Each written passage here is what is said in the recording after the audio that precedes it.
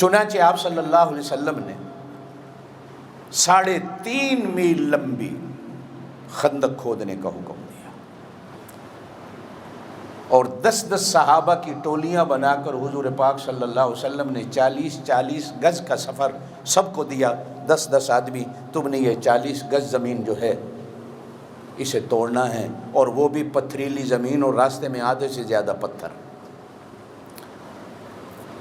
تاریخ میں آتا ہے 6 دنوں میں صحابہ کرام نے 3.5 میل کی یہ خندق پہاڑوں کے اندر کھودی، 20 فٹ چوڑی تھی، جسے گھوڑا بھی عبور نہ کر سکے۔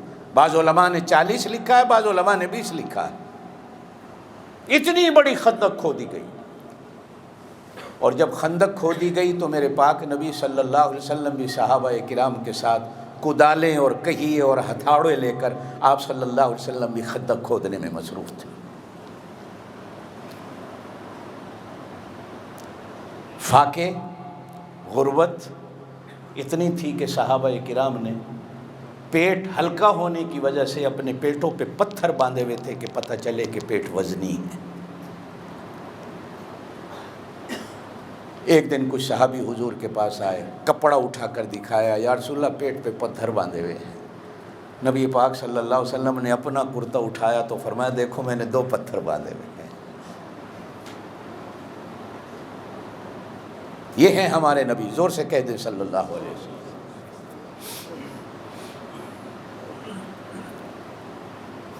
ایک پتھر اتنا مضبوط آیا کہ وہ صحابہ کرام سے ٹوٹ نہیں سکا، سارے صحابہ نے، اور صحابہ کرام کی تعداد خندق کھودنے والوں کی 400-450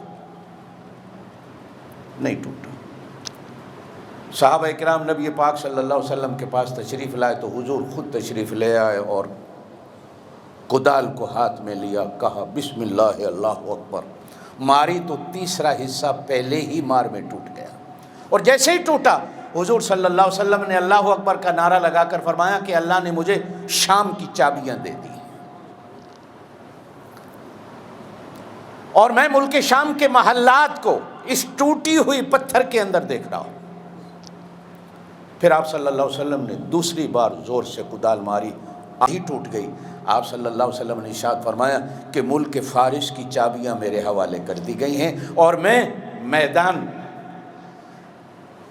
کہ شہر کو اور اس کے محلات کو اپنی آنکھوں سے دیکھ رہا ہوں۔ تیسری کدال حضور نے ماری تو پتھر سارا ٹوٹا۔ حضور نے فرمایا یمن کی چابیاں میرے حوالے کر دی گئی۔ چنانچہ یہ تینوں ملک سیدنا فاروق اعظم رضی اللہ تعالیٰ عنہ کے زمانہ خلافت میں فتح ہوئے، اور نبی پاک صلی اللہ علیہ وسلم کی وہ خوشخبری پوری ہوئی۔ جب پتھر حضور نے دکھایا پیٹ پر باندھا ہوا تو ایک صحابی ہیں اللہ، حضرت عبداللہ ابن جابر، زور سے کہہ دو رضی اللہ ہوتا ہے، ان کے ابا تھے جابر بن عبداللہ، اور یہ تھے عبداللہ ابن جابر، بیٹا تھا جابر ابن عبداللہ۔ ابا جنگ احد میں شہید ہوا۔ توجہ سے سننا میری اس بات کو، دل خوش ہوگا کہ کیا لوگ تھے۔ غزوہ احد میں ابا شہید ہوا اور ابا کے ٹکڑے کر دیے گئے، مسلح کر دیا گیا کافروں کی طرف سے۔ نبی پاک صلی اللہ علیہ وسلم نے دیکھا تو حضور نے صحابہ سے فرمایا اس کے جسم پر کپڑا ڈال دو، کوئی دیکھے نہیں، ایسی حالت۔ بیٹا آیا حضرت جابر ابن عبداللہ، صحابہ سے کہا میں اپنے ابا کا چہرہ دیکھنا چاہتا ہوں، صحابہ نے اجازت نہیں دی۔ رو کے کہا میں اپنے ابا کا چہرہ دیکھنا، صحابہ نے اجازت نہیں دی۔ نبی پاک صلی اللہ علیہ وسلم کی خدمت پہ گئے تو حضور نے فرمایا اجازت ہے، دیکھ لو۔ جب دیکھا ابے کی حالت کو، چیخ نکلی۔ میرے پاک نبی نے قریب بلایا۔ جانتے ہو آج تک اللہ نے کسی مرنے والے کو موت کے بعد گفتگو نہیں کی، اللہ نے کسی کے ساتھ، اللہ نے کسی سے بات نہیں کی۔ تیرا ابا جب شہید ہو کہ اس کی روح اللہ کے پاس گئی تو اللہ نے تیرے ابا سے باتیں کی۔ تیرے ابا نے پوچھا بتا مجھ سے کیا مانگتا ہے، یہ حدیث کے اندر ہے۔